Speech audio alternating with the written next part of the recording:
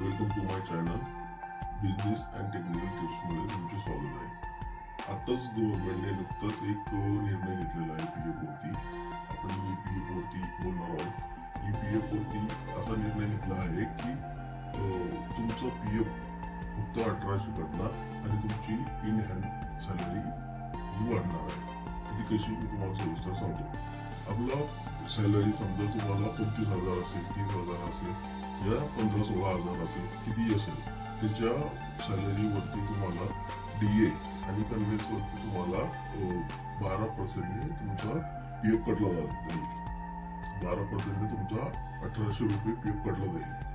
तुमची सॅलरी 30 असो, 25 असो, 15-16 असो, किती असो, तर तुमचे 1800 रुपये पीएफ कटला जाईल आणि तुमची इन हँड सॅलरी वाढली जाईल. आधी काय व्हायचं की आधी काय होत होतं की तो एम्प्लॉयर असतो, म्हणजे आपण ज्या कॉन्ट्रॅक्टमध्ये असो, कंपनीमध्ये असो, पुढे असो, तर तो आपला पीएफ भरणार 13%. तो आपला 13% आपला पीएफ भरणार 1950 रुपये एवढा तो भरणार. आणि यामध्ये एम्प्लॉयरचा पण फायदा झाला, तिचा पण झालेला आहे की एम्प्लॉयचा फायदा असा झाला की त्याचा पीएफ 1800 कटतोय ठीक आहे, तर त्याची इन हँड सॅलरी वाढलेली आहे. इन हँड सॅलरी मध्ये तुम्हाला सॅलरी थोडी वाढून येईल आता, कारण तुमचा पीएफ आधी 2300-2500 असा कटायचा, पण आता फक्त तुमचा पीएफ 1800नेच कटणार. 12%ने तुमचा 1800नेच कटणार आणि तुमची इन हँड सॅलरी मग पुढे वाढणार. हा निर्णय गव्हर्नमेंटने घेतलाय. आपण स्टार्ट करूया व्हिडिओ.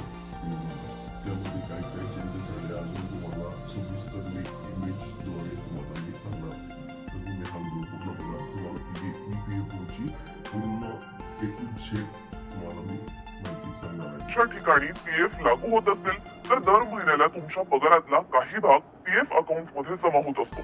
हळूहळू ही रक्कम वाढत जाते, जी रिटायरमेंट नंतर कामाला येते. पण फक्त रिटायरमेंट नंतरच नका, त्याआधी एखादी मेडिकल इमर्जन्सी आली, त्यांच्या शिक्षणासाठी पैसा हवा असेल, लग्नासाठी पैशांची आवश्यकता असेल किंवा घर खरेदी करण्यासाठी पैसे हवे असतील, तर काही नियम असे आहेत ज्या अंतर्गत तुम्ही तुमच्या पीएफ अकाउंट मधल्या पैशाचा वापर करू शकता. त्यामुळेच जर या सिस्टीम मध्ये काही बदल झाले तर थेट परिणाम देशातल्या कोट्यवधी नोकरदारांवरती होतो. आता यात नक्की काय बदल झालेत, सरकारनं पीएफचे कोणते नियम बदललेत ते समजून घेऊया. सरकारनं ईपीएफओचं नवीन पोर्टल आणल्यापर्यंत ईपीएफओचा सगळा रेकॉर्ड वेगवेगळ्या 120 रिजनल ऑफिसेस मध्ये विभागलेला होता. या प्रत्येक ऑफिसचा स्वतःचा स्वतंत्र डेटाबेस होता. उदाहरणार्थ, जर तुम्ही मुंबईत नोकरी करताय तर तुमचा पीएफ तिथल्या रिजनल ऑफिसशी जोडलेला होता. पण काही वर्षांनी तुम्ही मुंबईतली नोकरी सोडून चेन्नईला गेले. आता जर नवीन ठिकाणी तुम्हाला पीएफशी संबंधित काही अडचण आली तर तुमची केस तुमच्या जुन्या ऑफिसच्या ठिकाणी म्हणजेच मुंबईच्या रिजनल ऑफिसशी जोडली जात होती. आता सरकारनं ही सिस्टीम पीएफओनं आपल्या सर्व मेंबर्सचा डेटा एका सेंट्रलाइज सिस्टीम मध्ये शिफ्ट केला. याचा फायदा हा आहे की तुमचा पीएफ डेटा कोणत्याही एका शहराशी जोडलेला नसेल. तुम्ही नोकरीचं शहर जरी बदललं तरी पीएफ ची कामं तुम्ही कोणत्याही शहरात राहून करू शकाल. यानंतरचा मुद्दा आहे पीएफ इंटरेस्टचा. दरवर्षी ईपीएफओ कडून तुमच्या पीएफ मध्ये इंटरेस्ट जोडला जातो, पण अनेकदा हा इंटरेस्ट बराच उशिराने येतो. नवीन आर्थिक वर्ष एप्रिल मध्ये सुरू झालं तरी अनेक वेळा इंटरेस्टची रक्कम जमा व्हायला ऑक्टोबर-नोव्हेंबर पर्यंत वाट पाहावी लागते.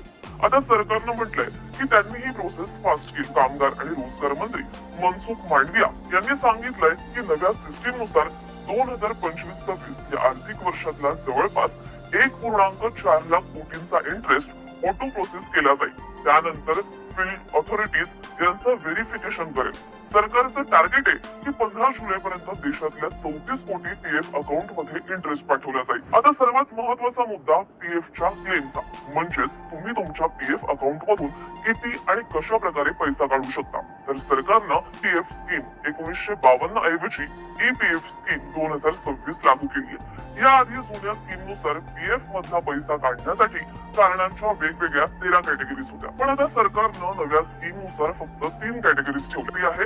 इसेन्शियल नीड्स म्हणजेच अत्यावश्यक गरजा, यामध्ये मेडिकल इमर्जन्सी, शिक्षण आणि लग्न यांचा समावेश आहे. दुसरी कॅटेगरी आहे हाऊसिंग नीड्स, यामध्ये घर खरेदी, जमीन खरेदी आणि होम लोन फेडणं यांचा समावेश आहे. तिसरी कॅटेगरी आहे स्पेशल सर्कमस्टॅन्सेस म्हणजेच विशेष परिस्थिती. यामध्ये अशा सिच्युएशन्स आहेत ज्या आधीच्या 2 कॅटेगरीमध्ये नाहीयेत. या तिन्ही कॅटेगरी मधली कारण देऊन तुम्ही तुमच्या पीएफ अकाउंट मधून पैसे काढू शकता. आता नव्या स्कीम नुसारही तुम्ही तुमच्या पीएफ अकाउंट मधली सगळी रक्कम एकाच वेळी काढू शकणार. आता तुम्ही अकाउंट मधली 75% रक्कम ताबडतोब काढू शकता. यासाठी तुम्हाला पूर्वीप्रमाणे एका महिन्याची वाट पाहावी लागणार नाहीये. मात्र उरलेली 25% रक्कम काढण्यासाठी तुम्हाला 12 महिने वाट पाहावी लागणार आहे. उदाहरणार्थ तुमच्या पीएफ अकाउंट मध्ये 10 लाख रुपये असतील तर नॉर्मल सिच्युएशन मध्ये तुम्ही त्यापैकी 7.5 लाख रुपये लगेच काढू शकता. पण उरलेले 2.5 लाख रुपये तुम्हाला मिनिमम बॅलन्स म्हणून ठेवावेच लागतील. सरकारनं पीएफच्या नियमांमध्ये केलेला हा मोठा बदल आहे. आता समजा मेडिकल इमर्जन्सी असेल किंवा शिक्षणासाठी लग्नासाठी पैसे हवे असतील तर पीएफ अकाउंट उघडल्यानंतर 12 महिन्यांनी त्यातले पैसे काढता येतील. जास्तीत जास्त 10 वेळा पैसे काढता येतील तर लग्नासाठी जास्तीत जास्त 5 वेळा पैसे काढता येतील. नवीन स्कीम मध्ये 12 महिन्यांच्या या अटीत काही विशिष्ट तरतुदीही करण्यात आल्या. समजा एखाद्या कर्मचाऱ्यानं 12 महिन्याच्या आतच नोकरी सोडली तर तो विशिष्ट अटींनुसार आपल्या पीएफ खात्यातून अंशतः रक्कम काढण्याचा दावा करू शकतो. याआधी हे नियम फार कडक होते पण आता ते काहीसे लवचिक करण्यात आले. आता तुमच्या पगाराची किती टक्के रक्कम पीएफ म्हणून जमा होईल या नियमांमध्येही काही बदल करण्यात आले. आतापर्यंत ईपीएफ अंतर्गत येणाऱ्या कर्मचाऱ्यांना त्यांच्या मूळ पगाराची 12% रक्कम पीएफ मध्ये देणं बंधनकारक होतं आणि कंपनीलाही तितकंच योगदान द्यावं लागायचं. पण आता नव्या स्कीम नुसार कर्मचाऱ्याचं योगदान हे 15,000 रुपयांच्या पगाराशी जोडण्यात आलंय. हे उदाहरणाद्वारे समजून घेऊया. त्यानंतर असं होतं की समजा तुमचा मूळ पगार 50,000 रुपये असेल तर 12% दर महिन्याला 6,000 रुपये एवढी रक्कम पगारातून पीएफ साठी कापली जायची आणि कंपनीलाही तितकीच रक्कम जमा करावी लागायची. पण आता नव्या स्कीम नुसार 12% कपात ही सरकारच्या 15,000 रुपयांच्या अधिकृत वेतन मर्यादेवर निश्चित करण्यात आली आहे. 15,000 रुपये होतात म्हणजे आता 1,800 रुपयांपर्यंतच अनिवार्य रक्कम कापली जाईल.